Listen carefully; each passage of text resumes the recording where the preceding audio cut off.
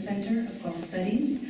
Before we begin our talk, I would just ask that you all turn off your cell phones if they're still on. If you have questions, if you could hold them for after the talk, that would be fantastic. And those that are here that are interested in getting a stamp for the event, if you'll wait till after the event to receive your stamp, we'll be able to do so in the back. I would like to say some thank yous right before we introduce our speaker. If you'd like to sit and relax, I have 2 more minutes or 3 more minutes of talking. Great. We would like to send a thank you to the Center for Research and Studies on Kuwait, and especially to their director, Dr. Abdullah El-Ghanem, for arranging Dr. Slot's visit to Kuwait. And so I'd like to introduce Dr. Benjamin Slot, who was born in 1941 in the Netherlands. He's a historian and archivist responsible for the archives of the Dutch East India Company and the General State Archives in The Hague. He is a prolific writer on the history of the Ottoman Empire, the history of the Gulf, and on cartography. His publications include what we'll be speaking about tonight, The Origins of Kuwait. It also includes, or his publications include, The Arabs of the Gulf, 1602 to 1784, and a biography of Sheikh Mubarak the Great, which was translated into Arabic and other languages.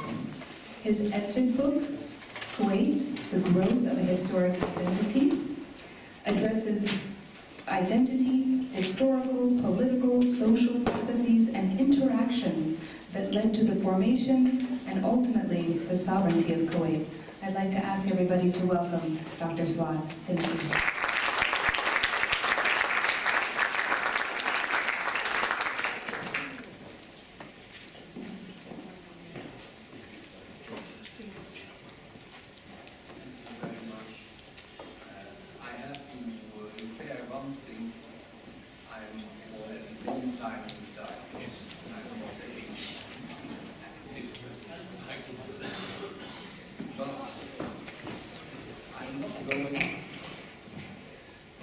As the title says, to read you my book Origins of Kuwait would take an evening, and that would not be so interesting.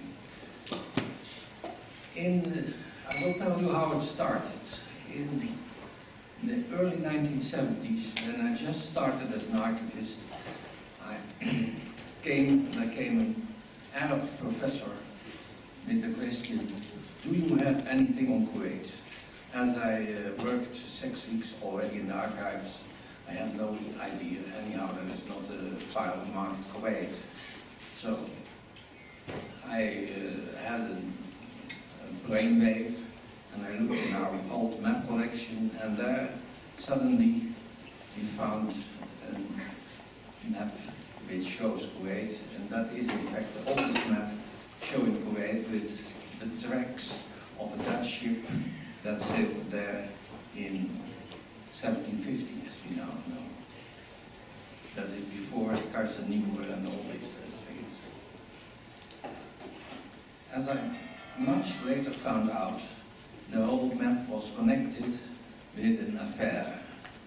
The certain Frans Kanter, who was the head of the Dutch East India Company factory in Basra, had fled with the money, and his successor was sent to find him and find the money.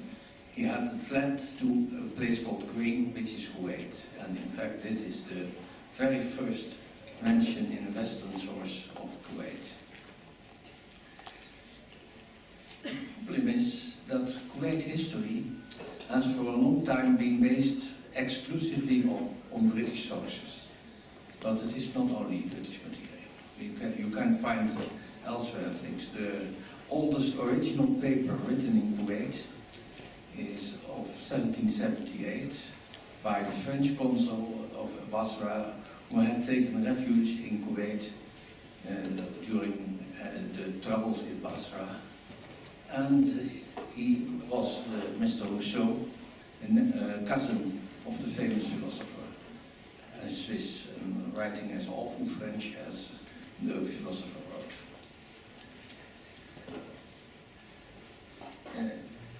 There is in historical sources about Kuwait often mention that it started with a Portuguese fortress. Don't believe this. I've looked through the Portuguese archives. There is no map, nothing showing that the Portuguese were there. And anyhow, it is improbable because the Portuguese built their fortresses on the seaside. If they would build their fortress inland, then it would be blocked from supplies by Arab tribes that were in the desert. So this is the first thing wrong. In the following years, I continued to try to find material on Kuwait and at the same time also the Arabs of the Gulf, of the northern side, of the Persian side, and the small Arab states that are the origin of the Gulf states, and you will find them from the early 17th century. Well, then I moved to a completely different period. The other things you can read in my books, but the thing that is new is that it is thanks to digitizing, newspapers have become a lot more accessible, also the old newspapers. And the first time Kuwait is mentioned in a newspaper is in the time of Napoleon. In the French official newspaper, Journal de l'Empire, there is a mention that the Kuwaitis have kicked out the Wahhabis from Kuwait. And there are not many, and also later references to Kuwait. But it is the newspapers were based on diplomatic reports in the early times. In the 19th century, it became fashionable that the state official newspaper printed extracts from diplomatic reports.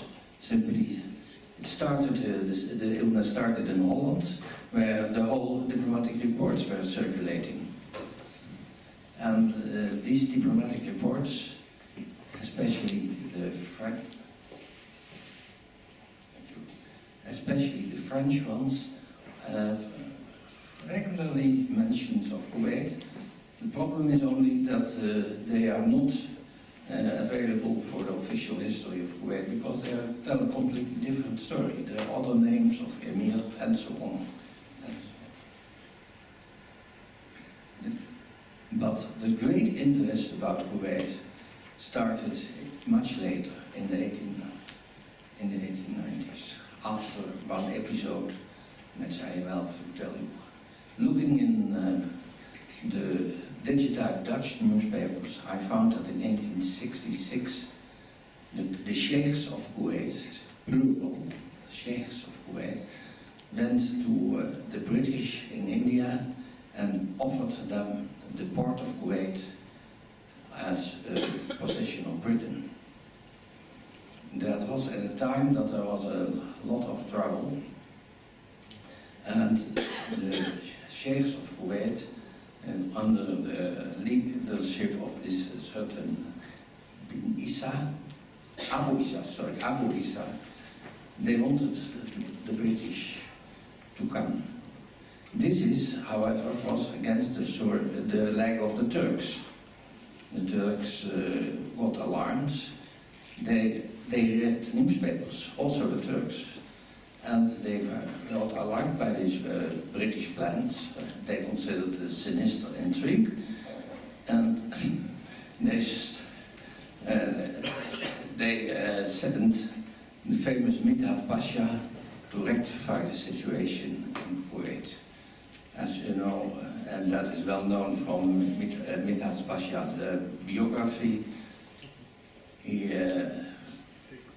took hostage some Kuwaiti sheikhs who were on their land in the Basra province, and so the Kuwait saw themselves forced to promise that they would be good Turks. That the problem only was that Midhat Pasha was bankrupt, And the province of Iraq was in a very bad situation, so Midhat Pasha could never effectuate it. In the meantime, the French got alarmed about these Turkish and British movements, and they sent a warship. And I found by accident the two reports of that warship in an improbable archive in the archives of the French Indian Ocean Navy in the small city of Lorient in Brittany. So this is just a demonstration also how far one must look to it. Material about Kuwait is very poor, but you find it in the most different places. So my books were scratching the deep into the sources. Where can I find? It became different, it became easier in the time of Sheikh Mubarak. There was a lot of international interest, diplomatic interest, about a conflict between Mubarak and the Turks. And there were a lot of newspapers, international newspapers, that wrote about it. And it is easy for the historian because especially the French and German diplomatic missions in Istanbul sent lots of newspaper cuttings of the most, not only of the newspapers we have now on the internet, but let's say a very frequent newspaper on Kuwait, and very interesting, is the French edition of La Pyramide of Al-Ahram, the Egyptian newspaper. Around 1900 it is rather anti-Kuwaiti, of course. It does not approve of Mubarak's actions, but it is a very interesting source. Most of it we would now describe as fake news. But just to let you know how the structure of this fake news worked, I must go to one of the fake news writers. And except Mubarak himself, but we will tell that later, he also was responsible. But first I have to talk to you about a man called Antonin Gobier. Antonin Gobier was a young French scholar for Arabic and law, who went to Tunis. There he was official interpreter of the court of law. At the same time, he got a bug, and he started a newspaper in Tunis, an Arab nationalist newspaper, although he was not an Arab, he was a pure Frenchman. This newspaper made the French minister resident, the kind of governor of Tunis, so angry that he kicked the man out. Gobier went from there to Ethiopia, where he started as arms dealer. And as arms dealer, he had success, but not too much, because he was taken prisoner, and the French diplomats were good enough to save him from the Ethiopian prison. Must not be have been a nice place in the 1890s. Then he goes to Muscat, to the great irritation of the British, and establishes himself there as arms dealer. This gentleman, at a certain moment, he was, like the many French were in that period, very anti-British, extremely anti-British. He started writing for Al-Ahram and for other newspapers articles in which he represented an anti-British view, and also he had relations with Kuwait. He came to Kuwait. He lived for a certain period in the palace of Sheikh Mubarak, dressed as an Arab, and speaking and doing as if he were an Arab. It seems that his Arabic was quite tolerable, and he could maintain his alias there. He wrote splendid reports to the French consuls in Iraq about what was all going on in Kuwait. He had a certain vision of it. He found that Kuwait should be under the Ottoman authority, but with autonomy. And that was what he wrote to his, not bosses, but to the French diplomats.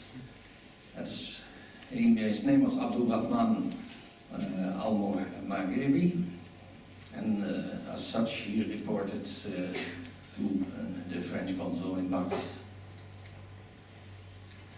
This fake news was not the only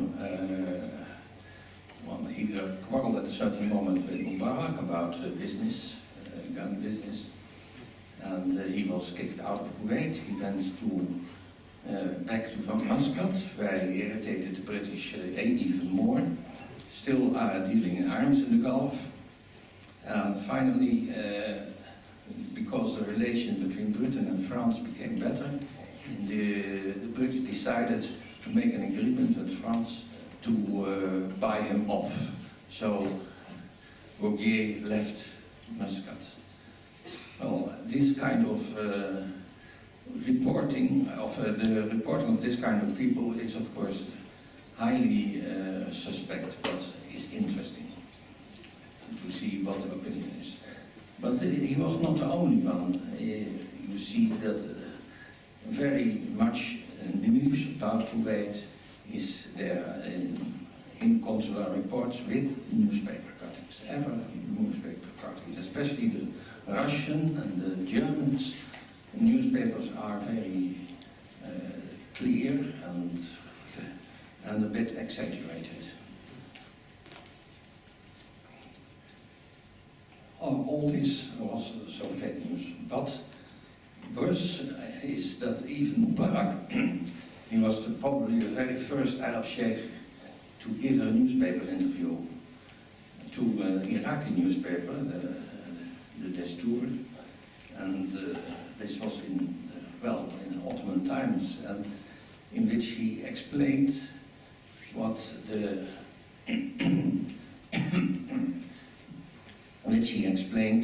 that he was always a loyal follower of the Sultan. That was what Mubarak always said to the Turks, and that he hoped for and expected a great Turkish victory in the Balkan Wars. Mubarak was misleading very cleverly everybody you can meet. He had, for instance, in his palace, he had 2 rooms, it seems. One that was adorned with portraits of the British royal family, and one that was adorned with a ceiling of Turkish portraits. For the British, we have a photograph. There exists a photograph. The Turkish, alas, is not anymore available. And but you see how this works. This newspaper reporting that incites action, political action, and that is the theme. I will end with the last case, which is somewhat earlier. That is the case of the Republic of Kuwait. This starts in the 1840s. That a Swiss doctor who traveled to Iraq and went in the service of the Ottoman army in Baghdad. He had, at a certain moment, he had the right to go on holiday, and he took the decision to rent a bagala in Basra and to sail to Bombay.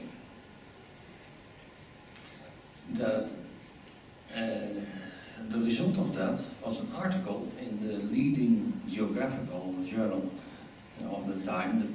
Justus Pep, dus geografische mitteilungen. And in this he writes about Kuwait is a nice republic with very happy people. They reach a very high age, and it is an aristocratic republic like the Republic of Venice. Let nobody now think that is, he thought it a positive approach, but let nobody think that, because the Republic of Venice was the most awful police state one can imagine. There were more secret agents in proportion to the population of Venice than anywhere else. I recommend you to, if you go next to Venice, to walk in the Doge Palace and see what's called the lion's mouth. That are kind of letterboxes where you can, with a prescription, if you have information about treason, put your letter here. If you have information about this kind of sin, put your letter there. Anonymous accusations are accepted. That is, but coming back to this Swiss doctor, Schläfli is his name. His article had a big influence, so that also German map makers started to put on their maps a Republic of Kuwait with a borderline that was a bit on the right side, because the map maker was Kiepert, was a leading map maker of that time.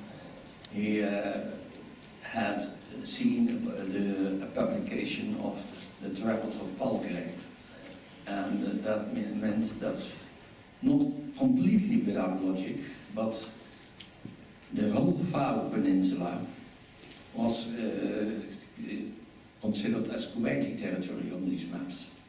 And that, of course, there was a reason. Faroe Peninsula, the land belonged to the Al-Sabah until the early 1890s, when the Ottomans sequestrated a part of the territory to build the fortress of Faroe, which was on the land of Sheikh Mohammed. And so this map also caused diplomatic upheaval. So the printing press, not only of the newspapers, but also of the map printing, was causing problems. There's twice, the map was published in 1863, about panic, and in 1890 the French had reprinted that map. And again, now there was a special committee appointed by the Ottoman government to study the map and to study what is true of it. This is, in short, what the fake news of the time of 19th century Kuwait. The later newspapers, must be said, were more critical, but the early newspapers were often fantasy, but interesting fantasy, and their value is, or their interest is, that they were still the moving factor for the politics. It was not so much that the politics moved the newspapers as well as the newspapers moved the politics. I thank you.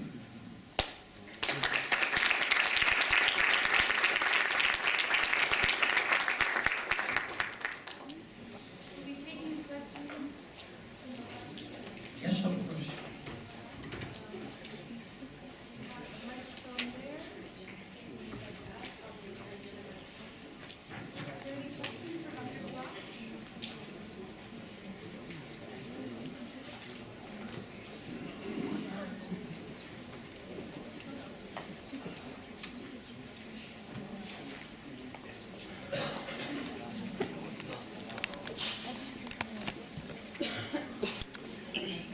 Between real and fake news.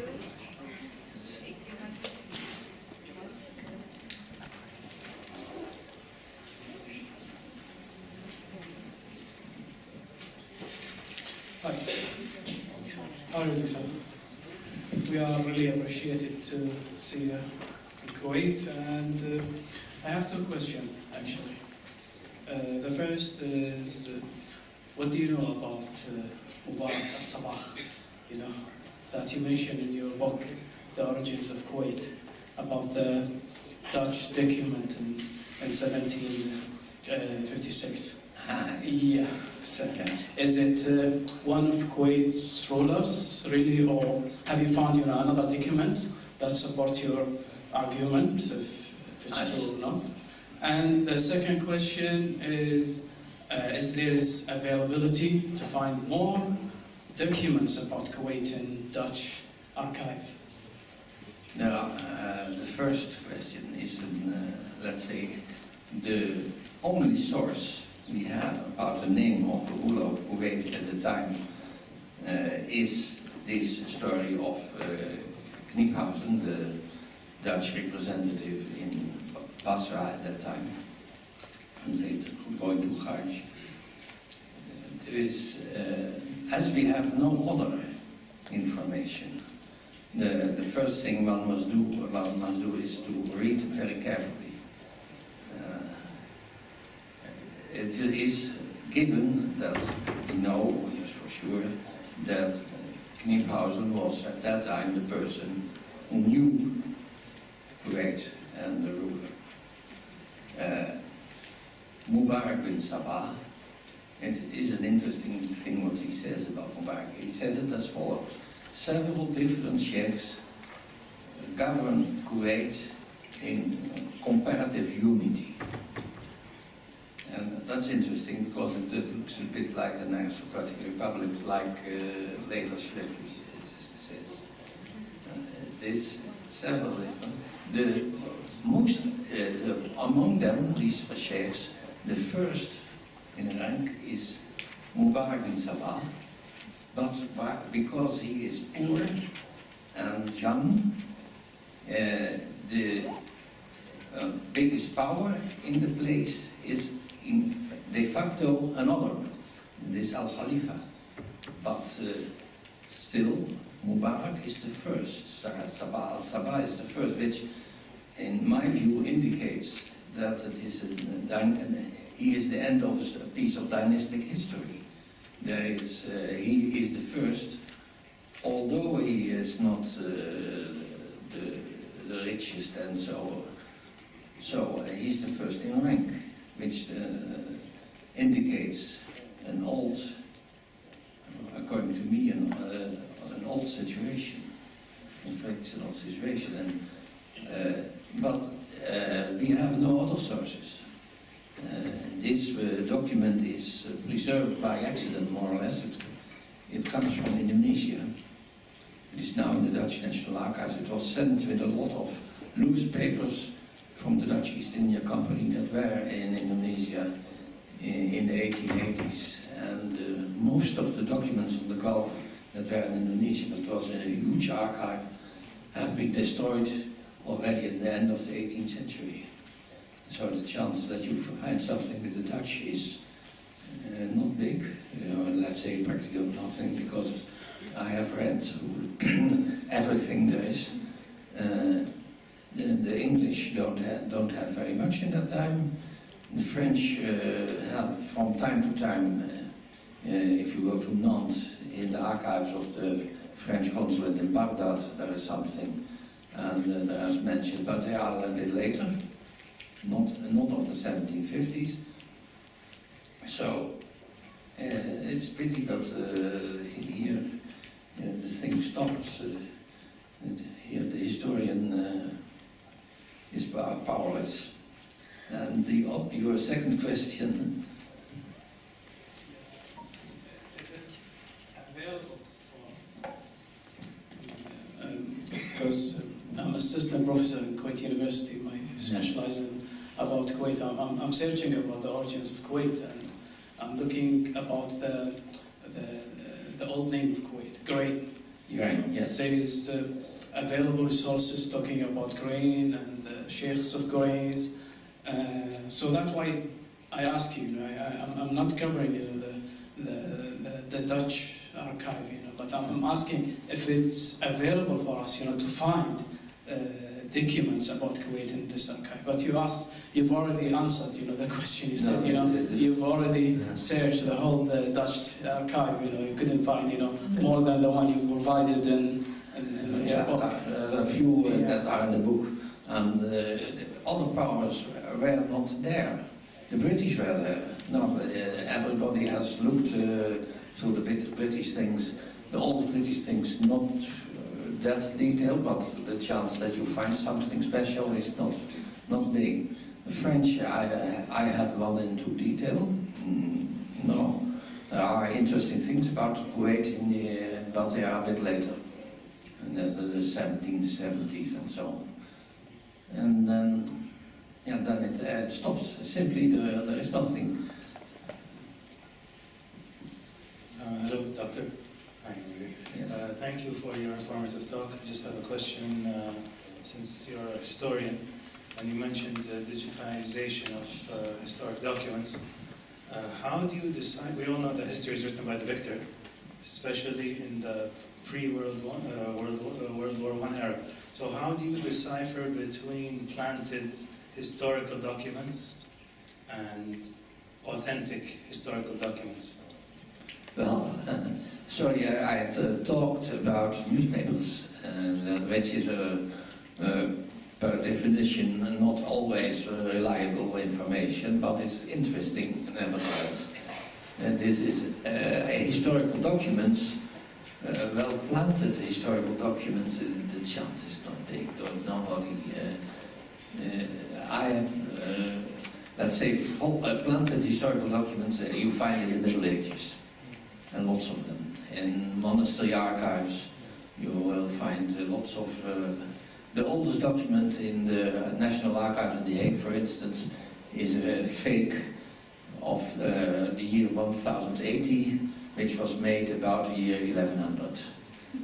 In that time, the monasteries, they always wanted to own land, and if they didn't have it, then, well, they wrote a parchment. And, the most famous document in that field is the Donativum Constantini. That is the donation by the Emperor Constantine the Great to the Roman Catholic Church of a large piece of Italy. And already in the 15th century, a humanist scholar discovered that this document was false.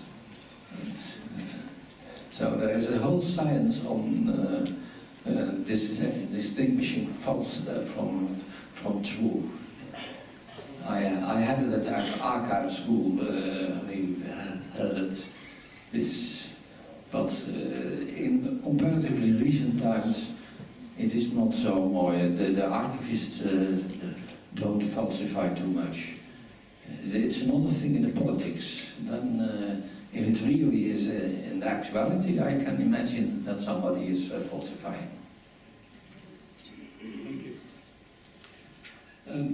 Dr. Slot, Yes. I have a technical question. I've been fortunate to work with the British East India Company documents and the British Foreign Office documents, and I've been able to witness or see the Dutch documents. I can't read Dutch, so I haven't been able to use it, but it's immense and it's wonderful documents, all the way reaching out to Indonesia, the Gulf region, India, and all the way Southeast Asia to Indonesia. And there's so little known, it's not being used as much as I think the British documents are used. Can you please explain why these precious documents are not made available to researchers as much as the British documents are? Because I think they are so rich and so useful when you compare those with the British documents, because the British have their own interests. Why aren't they being available and widely publicized as the British documents are? Well, we are a much smaller country, and there are many more British historians than Dutch historians. And it is a rich collection, but I can tell you it is the same reason as why the Portuguese documents are not that available. And, in fact, the only series of Portuguese documents about the Gulf that is really available is made in Goa by a man called Piso Lenkar, who writes about, who has some interesting documents about, in Portuguese, of course, published in Portuguese. And publishing and translating is a problem. I know at the moment my successors are talking about digitizing the documents, but it is much, from a scientific point of view, you have to do it completely, otherwise you are anyhow falsifying. And so newspapers is easy, you just you scan all available newspapers. Documents is, that is a lot more. I can tell you that in the 1730s the reports from the Gulf are several thousand pages a year in the Dutch archives. And they are not that interesting, or at least for most people, because most is about trade. The Dutch East India Company came to the Gulf to sell sugar. And sugar is an interesting product. It is addictive, as many people know. And at a certain moment, you can earn a lot of money by selling sugar. Professor Slot, my name is Farah Naqib. I'm a Kuwaiti historian, and I've been reading your work for many, many years through when I was a graduate student and through my PhD, so it's a real honor and pleasure to finally meet you. And I also have I teach the history and politics of Kuwait here at AUK, and I have many of my students here today. By a wonderful coincidence, this week we are actually reading your work. So it's a pleasure that you're here. And for Wednesday they'll be reading from your biography of Mubarak. Today we read some of your earlier work.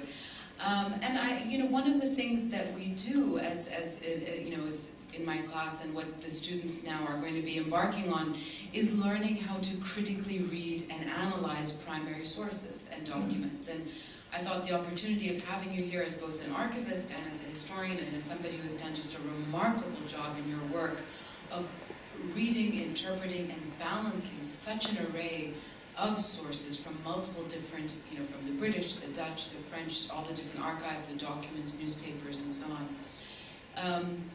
How would you describe, in terms of, and for the benefit of the students who are first learning how to read and interpret primary sources, when you come across a new source, when you come across a new document or a new cache of sources, how you approach as a historian critiquing, analyzing, understanding how best can this source be used by a historian, by yourself, by other historians, because that's one of the exercises the students are experimenting with right now, actually, in their assignments as they're working on. So it might benefit for them to hear from you in particular on this issue.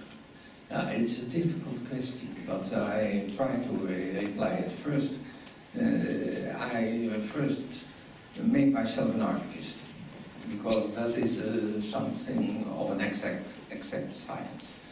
What I do when I find something interesting is try to know first who wrote it, in what position is he? Is he in a position to know? Has he outside interests? But especially, can I find more, and how and where? What is the institutional situation? Like this doctor who wrote about Kuwait. How could he know? Well, I found out that he traveled by Bagala. Does he exist? Yes. He has private papers. I have not yet seen them, but there are private papers of the man. Among them, a diary of his travel. And that's some unresearched Kuwaiti source still. That this kind of things. Where is he? How is he? All these questions come, and you first look if there is more, because that is interesting, and then you can go and see what the background of the man is and how he fits in it. Of course, this French Gauguier about whom I talked he is French of the period after the Fashoda incident between the French and the British, the time that not yet Sir, but Captain Cox caused almost the First World War between the British and the French about Muscat. All this is interesting, and these connections must be researched, and that can be quite a work, especially when it's a bit obscure personality. If it's a well-known man, it's easy. You can Wikipedia is already a help.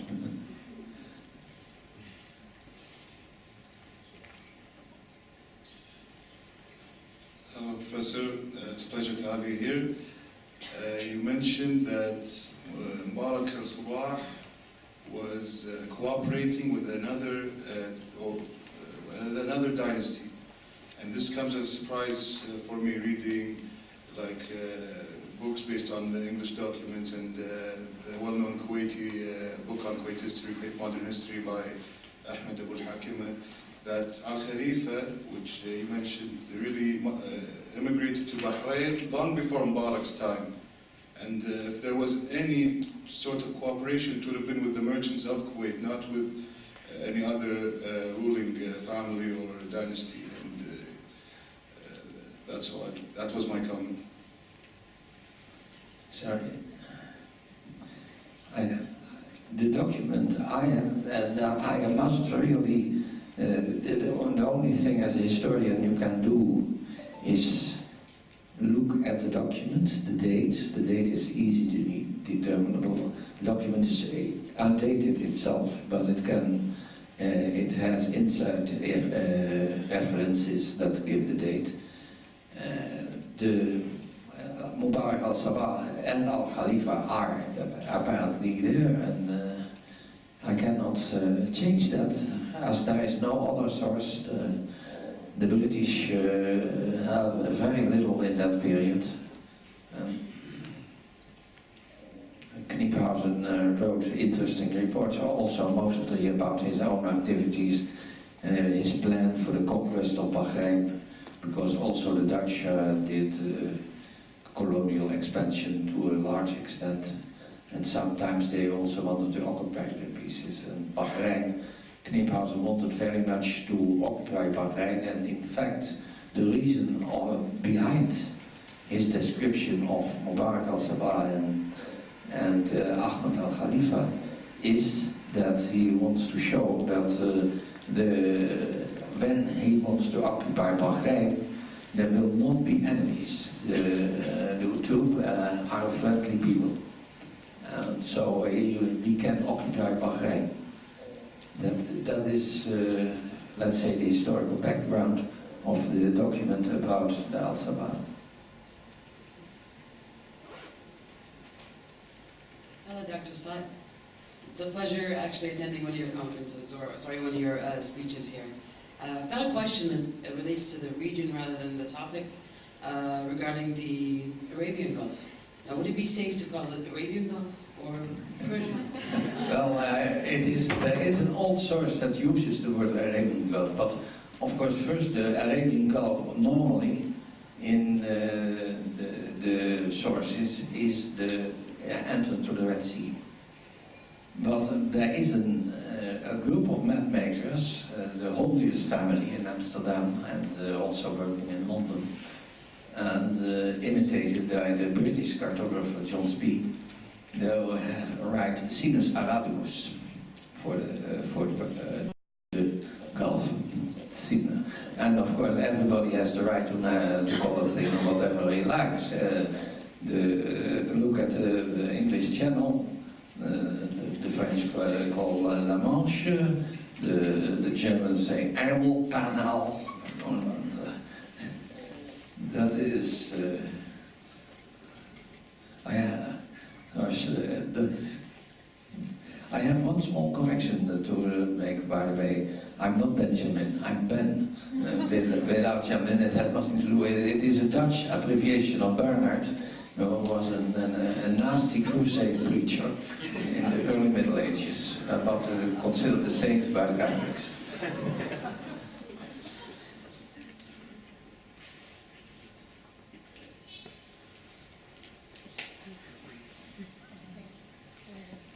Dr. Slot, thank you for a very informative lecture.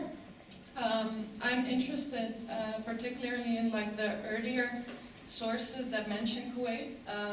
Of course, your research is mainly on European sources, but of course it's not a fact that like there was no existence outside these sources. I'm just wondering if you know anything about non-European sources or about other mentions of Kuwait. Well, there's a famous thing published by Dr. Haarman from the Murtada bin Alwan. That is a very interesting text, in fact, but it gives no detail of, it tells about what the place looks like, but it gives no detail about the political situation. Nobody knows what there is behind. And then we have the story of the Banu Khalid, but that is a complicated story. And the Banu Khalid were not a tribe with a very constant history. At a certain moment they conquered Al-Hassa in the 17th century, but we do not exactly know how territorial. There are no territorial borders known. That's the problem. The sources are poor.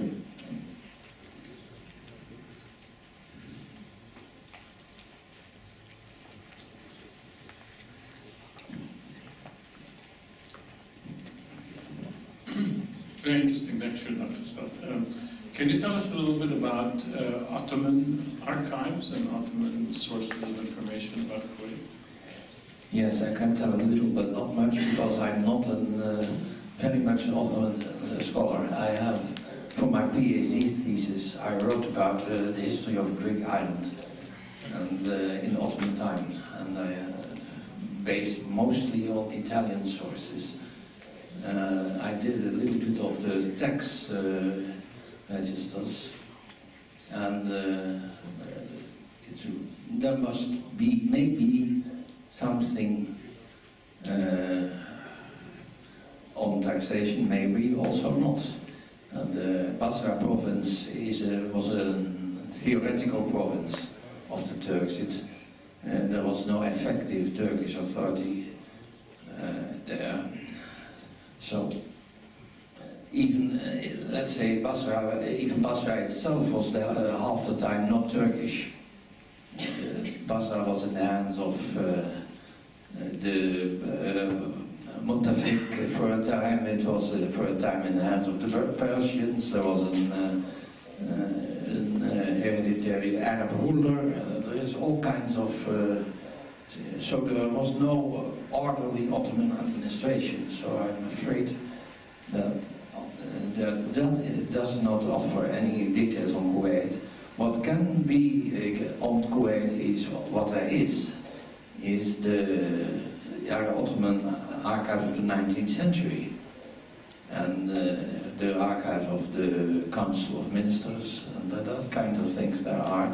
And there are documents on Kuwait. I have used them in my Mubarak book. And there are other sources that were at that time not available, but they are from the Yildiz Palace, so it is the personal archives of Sultan Abdulhamid. And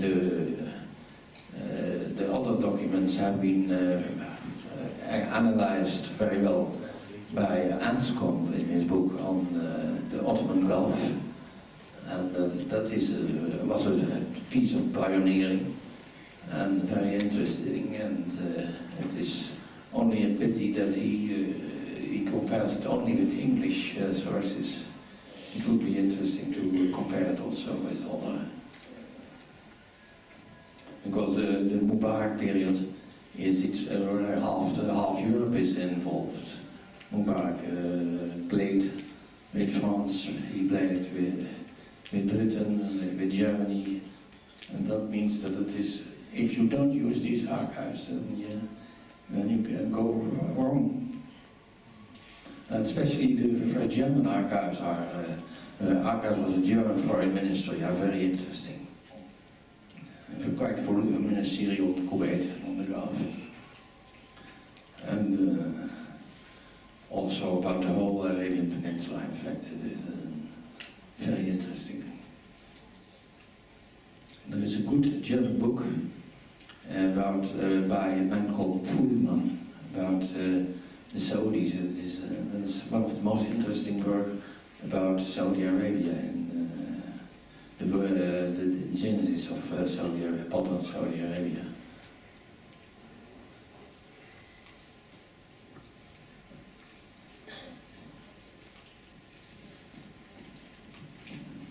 Yes, I was just wondering, in your research, if you've come across the meaning of the word Bubiyan.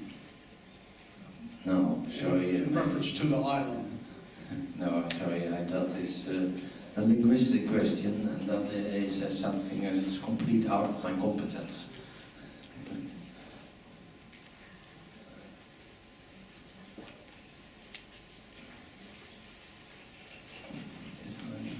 We have time for one more question if they ask questions. Maybe present. I'd like to ask a slightly technical question. It's just like from my own experiences.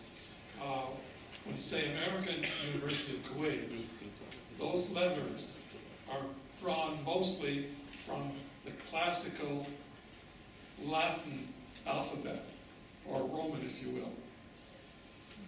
When you cite something of the year 1000, Yes. and then you speak of digitizing this.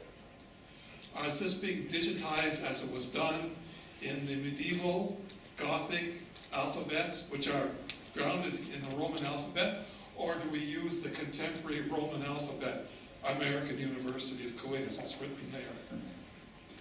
You follow what I'm saying?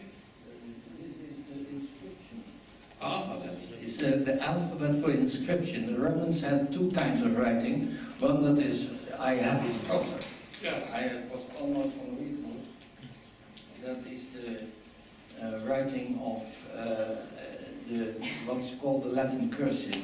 That is the thing they used for writing, the Romans, and that was used until the Merovingian times, 7th, 8th century. In the time of Charles the Great, they started to use the inscription alphabet. Yeah, so what I'm talking about is the Roman alphabet that we use today. Yes. Okay? And it's the classical Roman alphabet, and it's found on texts at the time of the Roman Empire. So when you take something from the Carolingian, for instance, which is grounded in the Roman alphabet, but it's written in a different style. Yes. When you speak of digitizing it, do you digitize it as it appeared in the original, or do you go to the contemporary Roman alphabet? We don't digitize these things. Pardon me? We don't digitize the, let's say, the few documents of the 10th century. That is not done. We are trying to digitize later medieval documents, and that is very difficult. And it starts, but it is a start. It's difficult because of the writing within the text, right? Is that what you're saying? Yes, and things like the connections and ligatures, the abbreviations. This is a very big problem. Yes. And for whom are you doing it? Who is reading this? That's also it is very few people are able to read. Even if you digitize it, those guys who can read it don't need the digitizing. Well, I don't agree with you there, because I prefer to read those things that were written then in the today Roman alphabet. You know, there's a tremendous folkloric alphabet out there. I'm talking about Europe now.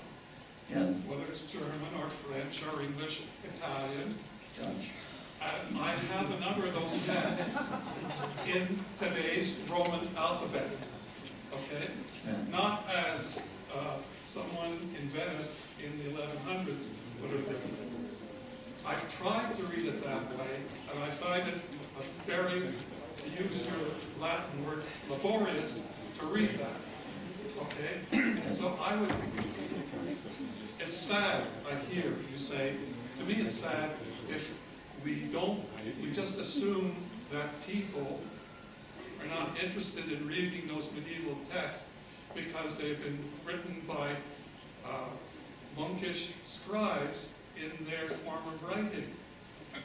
Oh, yes. I mean, take the very famous Grimm's brothers. Yes. They took the folkloric of the Germans and they put it into a contemporary alphabet. Yes. That's all I'm saying. So I'm just wondering, when it comes to this digitizing, and I think you've answered my question that way.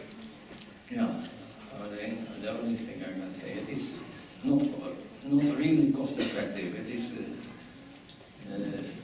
what I have seen, the results, but still I must say it gets better every year, but the results are not splendid. Digitizing is good for regular writing, and otherwise digitizing it as images. I love to see a medieval text from somewhere else, simply as a photograph on the screen of my computer. That's good enough. What the Bibliothèque Nationale in Paris is doing, for instance, and what already a long time ago has been done with, in Spain with the India Archive. That is, which is in fact American Archive, but this is, well, it's already 20 years, that project, that you can read these documents. It's interesting that you brought up Spain, because right now, I'm reading the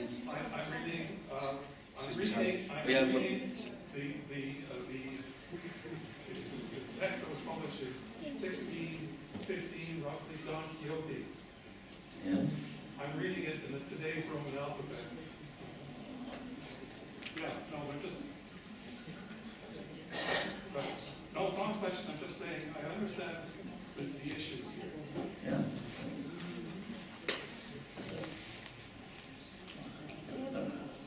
One more question before we Dr. Slot? Yes. May I answer that question, because I do work with documents. Usually medieval documents, as you said, they're scanned, whether it's in Arabic or Persian or Latin, they're scanned and made available to academics, and then the next stage is for a scholar to modernize that and put it in the modern language, and that's what's done, and that's what we do as historians. I mean, what we want to receive from archives is the original document as it is. Yeah. And that's what that's exactly what we receive. And it's the next stage is for academics and scholars to modernize it and tell us what it says, even if we can't read it. Because there's some very difficult texts, whether it's in Persian or in Arabic. It's almost, even for scholars, it's difficult to read. So you have, the next stage is for the scholar to bring that into modern, let's say, English or Persian or Arabic or whatever. So that's the next stage. It's not that it's not the job of an archive to do that. You go to the British, That I fully The agree. process requires you to just do it just as you say. Yes. The task of the archivist is to get the things available, that the things are in order. The order is important. The order is everything. If the document, if you can find the document along a logical way. If the documents are in chaos, that's the worst thing. If you were, for instance, if you want to look for Kuwait in Vienna, Kuwait history, and then you have a problem. There are things in the foreign ministry archives, but the archives of the Austrian embassy of the Austrian Empire in Istanbul, these archives have been dropped in a boat like that, and the Austrians have never had enough money and staff to put these papers in order again, and that's a huge archive. Our time has run out. I'd like to thank our speaker, Dr. Ben Slot, and I'd like to thank you all for coming out to our talk. If you'd like to be added to the email address, we have a sign-up in the back. For those that are not receiving emails, we might be caught in your spam folder, and those that also wish to receive a stamp for attending the event, if you'll also go to the back, we'll be there as well. Thank you all so much, and thank you, Dr. Ben.